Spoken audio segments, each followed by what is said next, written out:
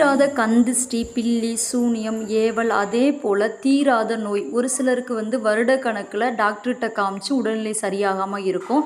அவங்களாம் இந்த 3 பொருட்களையும் ஒன்றாக சேர்த்து வீட்டுக்கு வெளியில் நிலைவாசலுக்கு முன்னாடி ஞாயிற்றுக்கிழமை தோறும் இரவு 9 மணிக்கு மேலே எரிச்சுடணும். அதற்கு எந்தெந்த பொருட்கள்னு பார்த்தோம்னா, 1 கற்பூரம், 2 ஏலக்காய் கிள்ளி எடுத்துக்கோங்க. ஏன்னா அது எரியும் போது தாராளமாக எரியணும், இல்லைனா கருகிட்டே இருக்கும். கிராம்பு 2 மொட்டு உடையாமல் எடுத்துக்கோங்க. இதை எல்லாத்தையுமே ஒரு அகல் விளக்கில் போட்டுருங்க. போட்டு உங்கள் வீட்டுக்கு வெளியில் நிலைவாசலுக்கு முன்னாடி ஏற்றிட்டு நிலைவாசலில் தீபாராதனை காட்டுற மாதிரி காட்டுங்க. காமிச்சிட்டு மனசுக்குள்ளே நினச்சிக்கோங்க, எங்கள் வீட்டில் உள்ள திஷ்டி எல்லாம் நீங்கணும், ஓமல், பில்லி, சூனியம் எதுவாக இருந்தாலும் வெளியில் போயிடணும், எதிர்மறை ஆற்றல் அனைத்தும் நீங்கணும், நோய்கள் அனைத்தும் சரியாகணும், யாருக்கும் எந்தவித பாதிப்பும் வரக்கூடாது அப்படின்னு சொல்லி மனசுக்குள்ளே நினச்சிக்கிட்டு இதை வெளியில் எரிச்சு விட்ருங்க. இதை ஞாயிற்றுக்கிழமை தோறும் செய்யுங்க. இந்த வீடியோ பிடிச்சிருந்தா லைக்